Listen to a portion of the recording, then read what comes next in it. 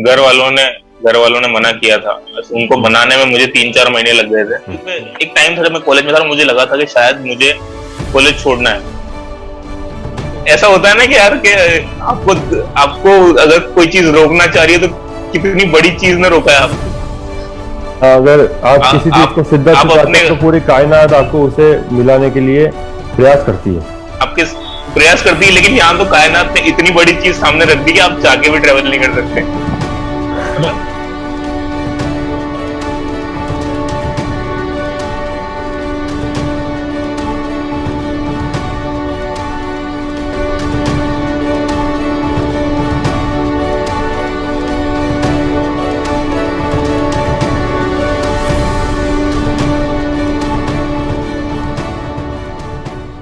नमस्कार दोस्तों, स्वागत है आपका डिबेट डिकोडेड में। आज हमारे साथ एक ऐसे व्यक्ति हैं जिन्होंने अपने कॉलेज के सेकंड ईयर, और कॉलेज भी ऐसा वैसा नहीं, एनआईटी सूरतखल सीएससी ब्रांच को उन्होंने ड्रॉप आउट करके फुल टाइम ट्रेवलर बन गए, और सोलो ट्रेवलर, और वो राजस्थान के 20 जिलों को घूम चुके हैं अभी तक। टोटल 2500 किलोमीटर प्लस की उन्होंने यात्रा की है, वो भी साइकिल द्वारा। अभी तक वो कंप्लीट कर चुके हैं और अभी वो झुंझुनू में है। और वो आज हमारे साथ उनकी जर्नी शेयर करेंगे कि उन्होंने कॉलेज क्यों छोड़ा, उन्होंने अपनी सीएससी की ब्रांच क्यों छोड़ी। जो कि लोग तरसते हैं एनआईटी सूरतखल जाने के लिए, लोग तरस रहे हैं कि यार हमको एनआईटी सूरतखल की सीएससी मिल जाए। उनका पैकेज ही लगता है, मतलब देख लो तुम कि 15 लाख एवरेज पैकेज होता है उनका, अगर वो 4 साल तक पढ़े हैं एनआईटी सूरतखल में। तो उन्होंने इतना अच्छी अपॉर्चुनिटीज क्यों छोड़ी, और उसके बाद वो फुल टाइम ट्रेवलिंग क्यों कर रहे हैं। तो आज हमारे साथ प्रियदर्शन है, और वो आज पूरी डिटेल बताएंगे कि उन्होंने क्यों छोड़ा, और कैसे वो अभी उनकी फाइनेंस हैंडल कर रहे हैं, और कैसे वो घूम रहे हैं, और उनको क्या उनके मन में ये आया कि उन्होंने सब छोड़ छाड़ के ट्रेवलिंग स्टार्ट कर दी। तो प्रियदर्शन, सबसे पहले आप अपने बारे में बताइए। तो दोस्तों, मेरा नाम प्रियदर्शन है और मैं एक ट्रैवल यूट्यूबर हूँ। अब से 1 साल पहले मेरी ये यूट्यूब की यात्रा शुरू हुई। मेरी जो पहली वीडियो थी वो एक साइकिलिंग की वीडियो थी, जो मैंने 150 किलोमीटर साइकिल चलाई थी। मैं कॉलेज में था और एक दिन मैं सुबह उठा और साइकिल लेकर के निकल गया, और मैं जब वापस लौटा तो 150 किलोमीटर पूरे हो चुके थे। उसके बाद से मैंने आगे व्लॉग्स बनाने शुरू करे साइकिलिंग के ऊपर ही। और मैं आगे एक जू गया था, पिलीकुला। उसके बाद मैं उत्तराखंड गया। उसके बाद मैं वापस आया कोटा। और उसके बाद मैंने प्लानिंग करी है क्यों ना एक सीरीज स्टार्ट करते हैं जिसके अंदर मैं पूरा राजस्थान घूमूंगा। और फिर मैंने वहां से साइकिल लेकर के पूरा राजस्थान घूमना शुरू किया, और जिस भी जिले में मैं गया वहां पे एक वीडियो तैयार करी और यूट्यूब के ऊपर डाल रहा हूँ। तो अभी मैं लगभग 20 जिले तय कर चुका हूँ, और इस समय मैं झुंझुनू में हूँ। तो ये मेरी यात्रा है, और मैं हर जिले में जहां भी जाता हूँ वहां पे एक सिनेमैटिक ट्रैवल वीडियो तैयार करता हूँ। तो प्रियदर्शन, एक बात मुझे बता कि तूने 1 साल पहले ये स्टार्ट क्यों किया। तेरे को ऐसा नहीं लगा कि यार, मतलब मेरे बाकी जो भी एनआईटी सूरतकल सीएससी के जो फ्रेंड्स हैं उनका पैकेज लगेगा 4 साल बाद 15 लाख, किसका कोई माइक्रोसॉफ्ट में जाएगा, कोई गूगल में जाएगा, और तेरी ब्रांच भी अच्छी थी, तो तूने कॉलेज क्यों छोड़ा। मतलब तेरे पास वो अच्छी बिगर अपॉर्चुनिटी थी, जबकि यहाँ तो तेरे को स्ट्रगल करना पड़ेगा, और तेरे को गारंटी भी नहीं है कि अगर तेरा चैनल सक्सेसफुल हुआ या नहीं हुआ। तो उसके बारे में क्या आपकी। असल में बात यह है कि शुरुआत से मेरी आदत रही है कि जिस जगह मुझे महसूस होता है कि मैं मन से काम नहीं कर रहा हूँ, तो मैं बहुत मुश्किल सा ऐसा होता है कि मैं वहां काम करता हूँ, मैं वो चीज नहीं करता हूँ फिर। तो अगर पढ़ाई करी रेजिडेंस तक, उसके बाद कॉलेज में तो जितने टाइम करी पूरे मन से करी।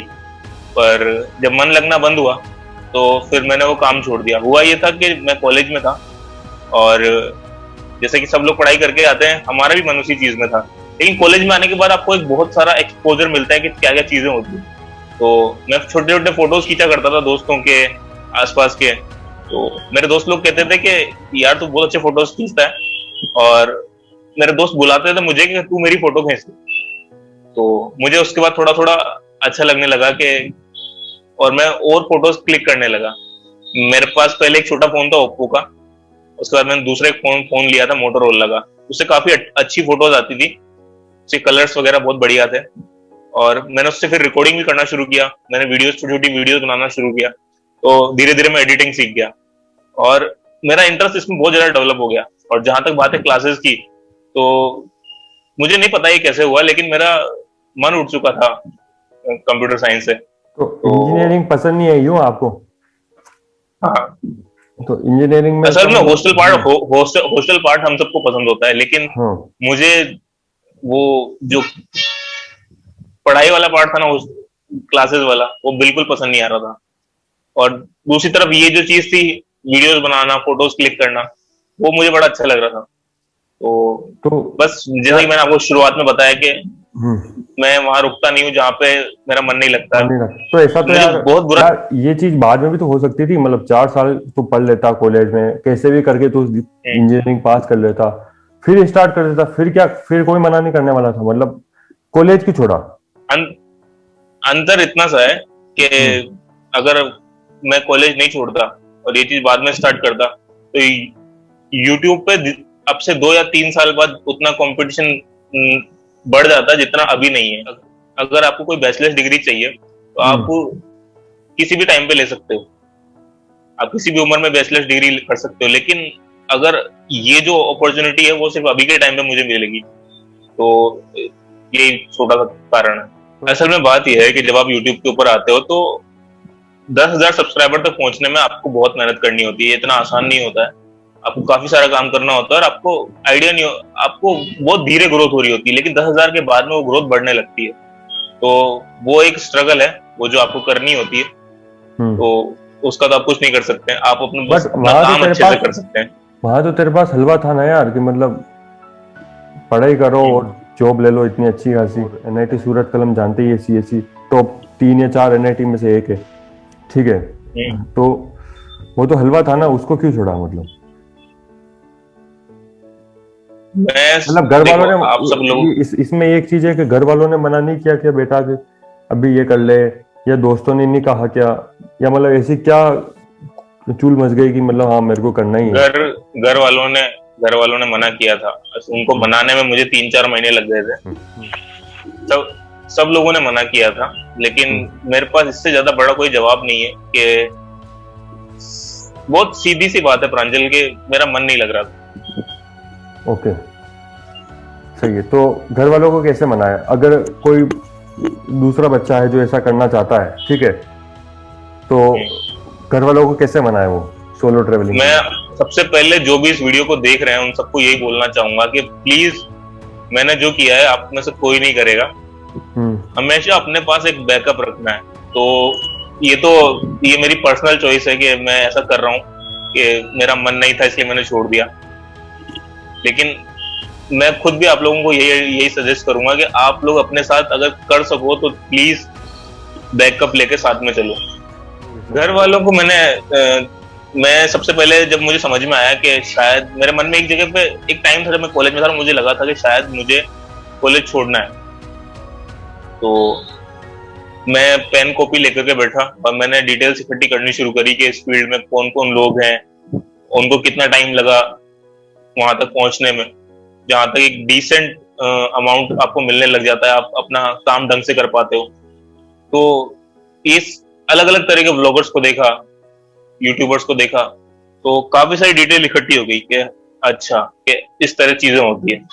फिर उसके बाद मैं जब घर गया तो मैंने सबसे पहले अपने पापा को बताया, और पापा ने बहुत आराम से, मेरे पापा बहुत शांत मन के हैं, उन्होंने आराम से पूछा मुझसे कि एग्जैक्टली चीज पूरा प्लान किया। तो मैंने समझाया कि पहले स्टार्टिंग के 1-2 साल मुझे केवल काम करना और किसी भी तरह 10,000 सब्सक्राइबर तक पहुंचना है, और उसके बाद वहां से एक डिसेंट अमाउंट आना शुरू हो जाएगा तो मैं ये काम आगे बढ़ा पाऊंगा। तो उन्होंने, और जब उन्होंने पूछा तो ये छोड़ना क्यों चाहता है, तो मेरे पास 2 ही जवाब थे कि एक तो मेरा मन नहीं है कि मैं इंजीनियरिंग करूं, और दूसरा यूट्यूब में बाद में नहीं कर सकता क्योंकि उसका टाइम सिर्फ अभी है। अभी के जो 3 या 4 साल हैं वही टाइम है कि आप अच्छे से मतलब यूट्यूब पे खुद को ग्रो कर सको, वरना उसके बाद में कंपटीशन बहुत ज्यादा हाई हो जाने वाला है। तो यार प्रियदर्शन, तो पापा मान गए, ठीक है, लेकिन जब मम्मी को पता लगा तो मम्मी काफी परेशान हो गई क्योंकि उनको काफी बुरा लगा। क्योंकि यार उनको साधारण सी बात है कि उन्होंने अपने बच्चे को पहली कक्षा से लगा के 12वीं तक पढ़ाया, उसके बाद उसको कोटा रखा, कोटा में उसको प्रिपरेशन के लिए 4-5 लाख रुपए खर्च किए। कितने उनको उम्मीद थी अपने बेटे से कि यार वो बेटा इंजीनियरिंग करेगा। हमारे एक नॉर्मल जो मिडिल क्लास फैमिली होती है इंडिया की, उसकी सोच ऐसी होती है कि यार हमारा बेटा ऐसा करके और नौकरी करे, फिर आगे बढ़े और एक डिसेंट जॉब लग जाए, फिर अच्छे पैसे कमाए और नॉर्मल लाइफ जिए। सभी की इच्छा ऐसी होती है। पर उन्होंने देखा यार हमारा बेटा इधर जा रहा है, इसको क्या हो गया, पागल हो गया क्या, किसकी बातों में आ गया, हाँ, ऐसा तो क्यों कर रहा उनको है। काफी तो टाइम तक विश्वास नहीं हुआ, तो वो काफी टाइम तक मतलब मेरे साथ बातचीत करते रहे, मुझे समझाते रहे। सबने यही चीज समझाई थी जब वो टाइम चल रहा था। तो 3-4 महीने तक ये बातचीत चली, और इस बीच में कई बार ऐसा भी हुआ कि घर वाले काफी ज्यादा परेशान हो जाते थे, तो मुझे लगता था कि शायद मुझे पीछे हट जाना चाहिए। मैं यही कहूंगा कि जितने भी लोग मुझे बता रहे थे, वो मैं उनकी बात को सही मानूंगा, क्योंकि वो बिल्कुल सिंपल सजेशन दे रहे थे कि आप डिग्री करो और उसके बाद ये चीज कर लो, क्योंकि आप कॉलेज में हो, आप इतना मेहनत करके आए हो, तो उसमें कुछ गलत नहीं है। तो अब जहां तक बात है, अब मैंने डिसीजन ले लिया अपने मन में कि हाँ ये चीज करनी है। तो 3-4 महीने तक मन में बहुत दिक्कत आई, मुझे लग रहा था एक टाइम को कि कहीं गलत तो नहीं कर रहा हूं मैं। पर जो चीज मुझे संभाले हुई थी वो थी मेरे पास जो डाटा डाटा रखा था, तो मैंने इनको कलेक्ट करके रखी थी कि हाँ ये प्लान काम करेगा। और एक दोस्त है, उत्तराखंड में गया था जब, तो वहां पे एक दोस्त था बैकपैकर अंकित, तो वो पिछले 4-5 साल से इस फील्ड में है। तो मैं उससे मिला और काफी जमीन से जुड़ा हुआ इंसान है, तो उसने काफी सारी जानकारी दी, तो मुझे समझ आया, मुझे विश्वास हुआ अंदर से कि हाँ ये चीज हो सकती है। और जिस तरह जैसे आप सब लोग इंजीनियरिंग कर रहे हो, तो आप लोगों का एक ग्रुप है कि आप कितने सारे लोग हो, तो आपको फील रहती है कि हाँ यार हम सब लोग इंजीनियरिंग कर रहे हैं। तो एक उस टाइम पे मेरे पास कोई भी नहीं था, तो अब एक बंदा मुझे मिल गया था बैकपैकर अंकित उत्तराखंड से, कि जो भी सेम चीज कर रहा है। और उसने ये भी चीज क्या करके, इंजीनियरिंग ड्रॉप आउट था वो भी या नहीं, उसकी इंजीनियरिंग कंप्लीट हो चुकी थी। अच्छा। लेकिन वो जॉब नहीं कर रहा था। हाँ, उसके आई थिंक अराउंड 3 या 4 चैनल है, और वो उन चारों से अपनी मतलब इनकम कमा लेता है जितनी भी होती है उसकी, मतलब वो अपना काम चला लेता है अच्छे से। तो उसने मुझे काफी सारी चीजें बताई, और तो मुझे विश्वास हुआ कि हाँ 1 या 2 साल तक अगर आप काम करोगे ढंग से, तो वो एक लेवल पे आ जाना है।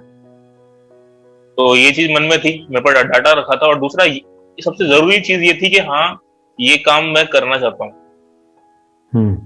प्रियदर्शन, मेरे को ये बता कि कौन इंस्पिरेशन था जिसको देख के तेरे को आया कि मन में यार मेरे को भी ऐसा ब्लॉगिंग करनी चाहिए या ऐसा कुछ करना चाहिए? कौन? मैं यूट्यूब पे एक वीडियो देख रहा था कि how to travel world without no money.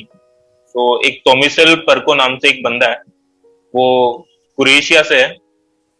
2009 में उसकी जॉब चली गई थी, तो उसके पास बिल्कुल पैसे नहीं थे और वो पूरी तरह टूट चुका था।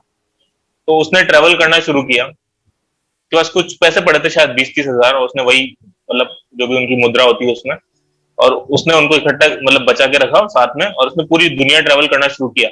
वो हिचाइक करता था और अगली जगह जाता था। और जब मैंने उसकी वीडियो देखी कैसे वो इतने कम पैसों में, जो लगभग ना के बराबर थे, पूरी दुनिया घूम गया, तो मेरे मन में से आया कि मैं भी ऐसा कुछ करना चाहता हूँ। और दूसरी चीज मेरे पास सबसे अच्छी ये थी, मुझे जिसने मुझे इससे जोड़ दिया, कि पहला मेरी घूमने की इच्छा, और दूसरा कि मैं फिल्म मेकिंग करना चाहता था।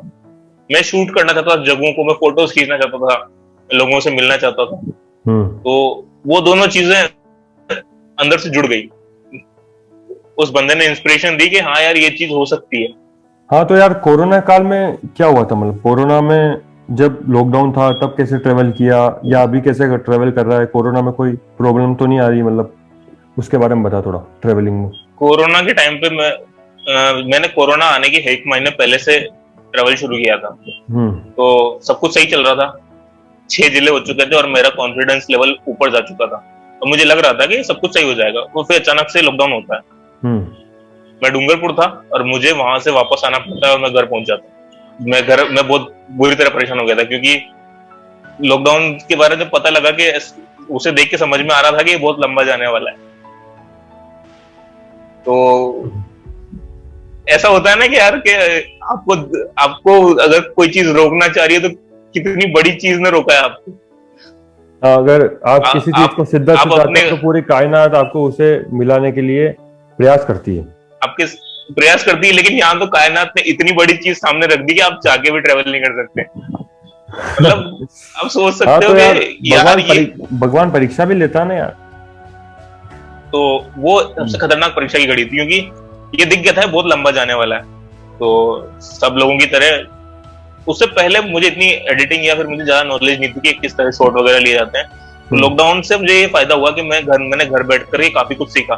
अगर आप लॉकडाउन से पहले की मेरी वीडियोस देखेंगे और बाद की वीडियोस देखेंगे तो उनमें काफी ज्यादा अंतर है।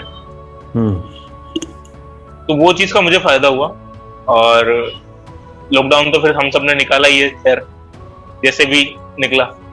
फाइनेंशियली मैंने इतना बोला है घर वालों से कि जितना आप इंजीनियरिंग के टाइम पे आप कॉलेज में देने वाले थे उतना ही आप मुझे एक डेढ़ साल तक सपोर्ट कर दो, तो फिर उसके बाद मैं आपसे कुछ नहीं कहूंगा, मतलब मैं अपने तरीके से मैनेज कर लूंगा। तो अभी वो लोग वही घर वाले सपोर्ट कर रहे हैं मेरे को। वो मैं बहुत खुश हूँ उस चीज को लेकर कि मेरे घर वाले मेरे को सपोर्ट कर रहे हैं। हाँ, ये बहुत बड़ी बात है। पर वो तब होता है जब ऐसा, एक चीज हमेशा ध्यान रखने वाली है कि अगर आपको सपोर्ट चाहिए भी ना, तो या तो घर में कोई एक जना ऐसा हो जो आपके साइड हो, या फिर और उसके साथ साथ आपको खुद पे भरोसा हो कि आप क्या कर रहे हो। तो ये दोनों चीज नहीं होंगी तो घर वाले नहीं मानेंगे, क्योंकि वो ऑलरेडी काफी चिंता करते हैं। क्लियर होना चाहिए जो चीज आप कर रहे हो, कॉन्सेप्ट क्लियर होना चाहिए। हाँ, जो चीज आप कर रहे हो। जो तूने डिसीजन लिया था ना कि एनआईटी सूरतकल की सीएसई ब्रांच को छोड़ना, ये मतलब बहुत एक ब्रेव डिसीजन अपन इसको मान सकते हैं। तो इसको छोड़ने के पीछे तेरा कोई बड़ा उद्देश्य होगा, हाँ कि यार मेरे को घूमना है। तो अभी तू साइकिल पे जो भ्रमण कर रहा है ना, तो उससे थकावट नहीं आती और क्या क्या समस्या आती है साइकिल से तेरे को ट्रेवल करते वक्त, और कैसे तू मैनेज करता है सब, वो थोड़ा ऑडियंस को जानकारी दे। तो असल में थकावट होती है, काफी थकावट होती है। और मैं एक जगह पे 5 दिन रुकता हूँ और एक जगह पे मुझे लगभग 2000 का खर्चा हो जाता है। और जब मैं आता हूँ तो थक चुका होता हूँ। आपको थोड़ा टाइम चाहिए होता है अगली ट्रिप शुरू करने से पहले। साइकिल पर आप अगर साइकिल को देखेंगे तो एक साइकिल होती है 10,000 की, 5,000 की जो आप लेके आते हो, और जो बड़े साइकिलिस्ट होते हैं जो लंबी लंबी ट्रिप्स करते हैं उनकी साइकिल अलग होती है। तो मेरे पास एक नॉर्मल साइकिल है, तो मैं उसी से ट्रेवल कर रहा हूँ, तो उसमें काफी थकान होती है। साइकिल चलाने का मेरा सिर्फ इतना सा उद्देश्य था कि ताकि लोगों को मैं ये बता सकूं कि 10 या 20 किलोमीटर जब आप अपने शहर में साइकिल चलाते हो तो वो आपकी बॉडी के लिए अच्छा है। तो सिर्फ इसलिए कि मान लो अगर मैं राजस्थान घूम सकता हूँ तो कम से कम आप लोग साइकिल चला सकते हो। साइकिल चलाने से क्या आपका एक हार्मोन अंदर पैदा होता है, एंडोर्फिन, और उससे क्या आपकी मेंटल हेल्थ बहुत बढ़िया रहती है। उसके अलावा फिजिकल हेल्थ तो बढ़िया रहती है, भी कार्डियो हो जाता है आपका। कार्डियो होने से क्या आपकी उम्र बढ़ जाती है और मेटाबॉलिज्म रेट बढ़िया रहता है। तो ये सब कुछ चीजें हैं जिनकी वजह जिसकी वजह से साइकिल बहुत अच्छी है। मैंने साइकिल को चुना, और ऐसा ये भी एक चीज थी कि राजस्थान में से पहले किसी ने किया नहीं था, तो ये भी एक वजह थी। कोई गुंडे लोग मिल जाए या कुछ ऐसा हो जाए, मतलब समझ रहा है तू, क्योंकि अकेला बच्चे को देखे, अकेला बच्चा घूम रहा है तो उसको मतलब लूट लो या ऐसा कुछ कर लो, तो उसके कुछ ऐसा कुछ तो नहीं हुआ?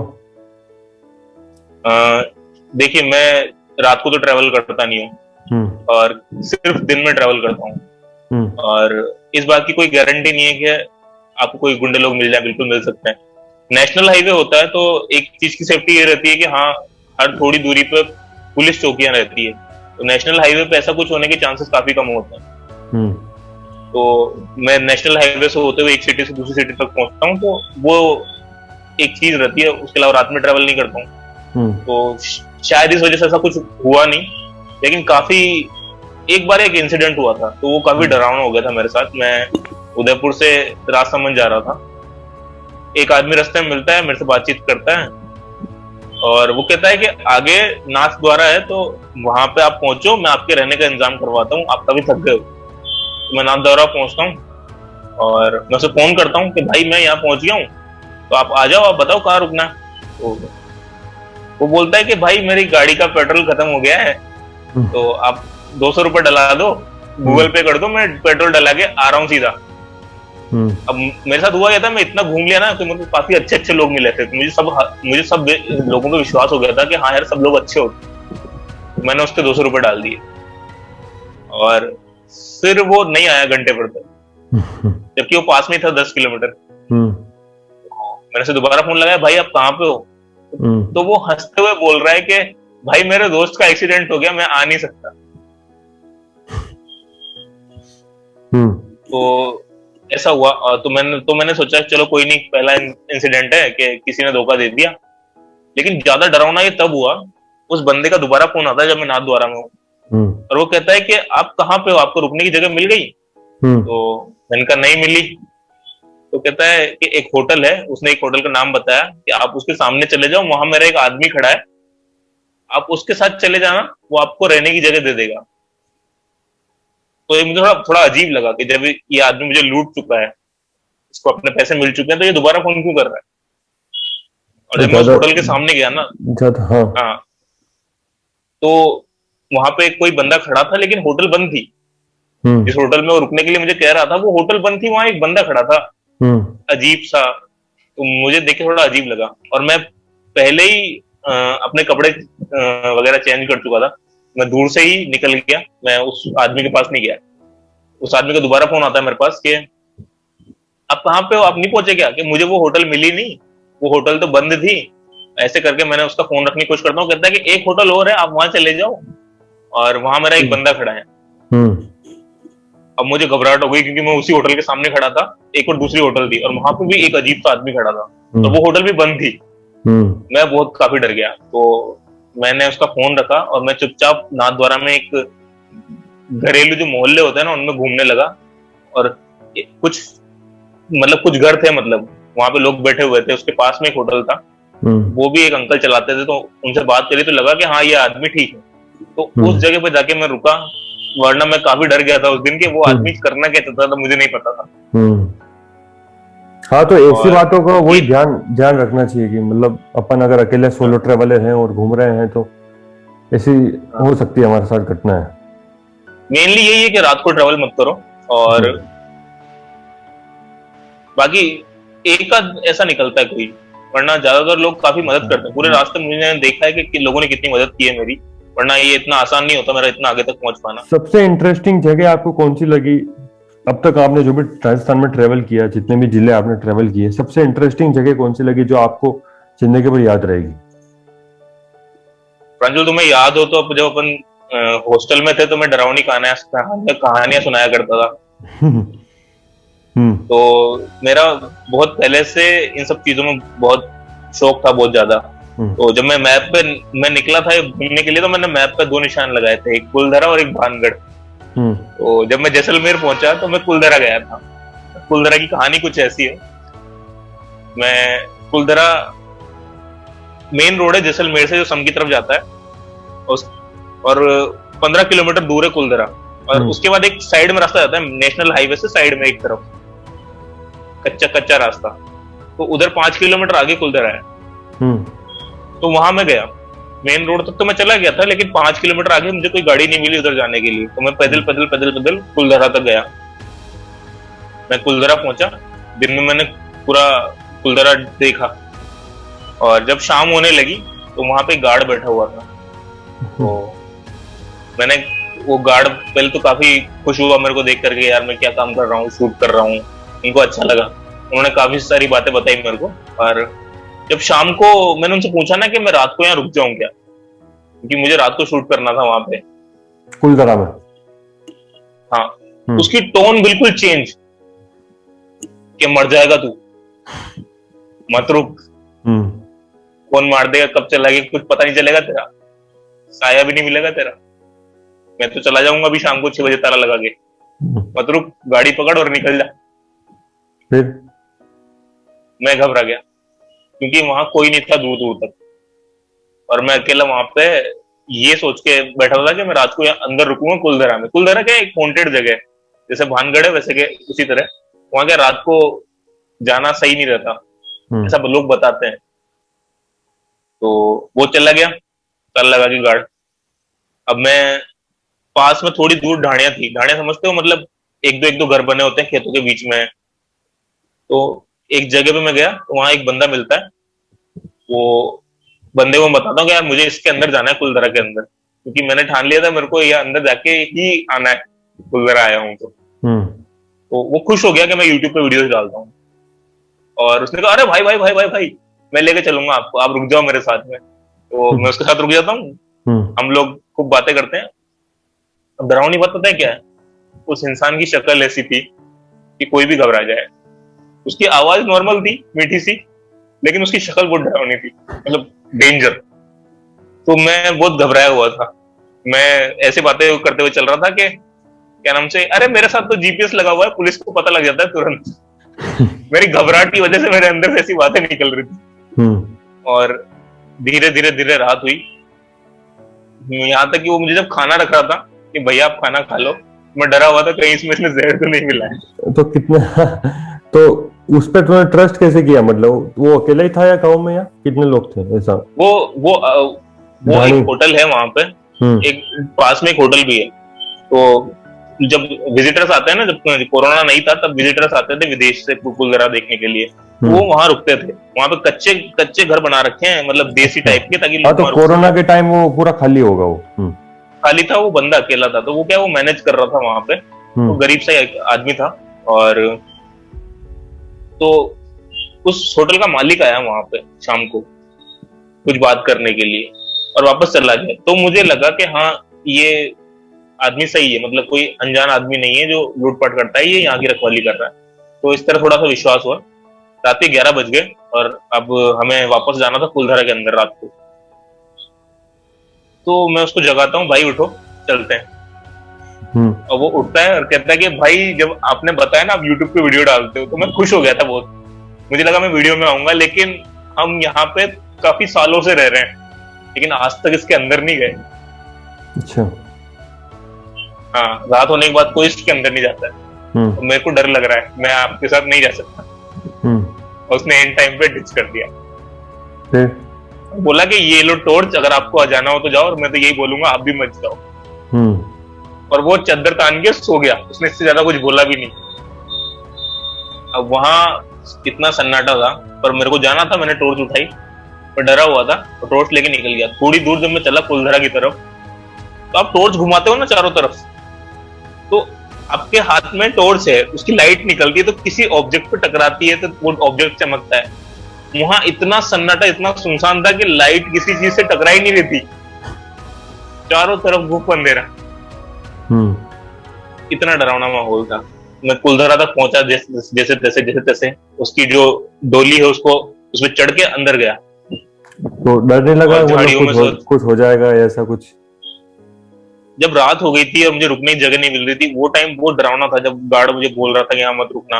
लेकिन जब मैं पहुंच गया वहां पे तो मुझे नहीं पता कैसे, लेकिन डर खत्म हो गया सारा। मैं अंदर गया, मैंने अंदर पूरा खाना पीना इंस्टाग्राम पे लाइव आया, शूट किया। हाँ, तो लाइव आया था ताकि डर कम लगे। नहीं यार, मैं बहादुर हूँ, ऐसा भी कुछ नहीं है। हाँ ठीक है। इंस्टाग्राम पे लाइव आया और वीडियो तैयार करी और 1-2 घंटे रुका मैं वहां पे। और अमावस्या थी उस रात को, अच्छी बात है दिवाली के टाइम था वो। पर वहां कुछ नहीं हुआ और फिर मैं वहां से वापस आ गया। तो वो एक डरावनी चीज थी मेरे लिए कि वो गार्ड ने, मतलब वो बंदे ने आखिरी टाइम में मना कर दिया कि मैं साथ नहीं चलूंगा। तो वो सबसे डरावना एक्सपीरियंस था मेरी जिंदगी का, कि जब मैं पहली बार रात को कहीं पे निकला हूँ, और वो भी निकला कहाँ हूँ, एक हॉन्टेड जगह पे। तो ये एक चीज सबसे मजेदार चीज थी, मुझे जिंदगी भर याद रही। तो अब एक जगह तो हो गई मेरी कुलधरा, लेकिन अब मैं जो अगली जगह राजस्थान में भानगढ़, अब मैं वहां पे जाऊंगा लगभग 1 महीने बाद, और वहां पे जाके मैं व्लॉग बनाऊंगा कि रात को भानगढ़ में क्या होता है।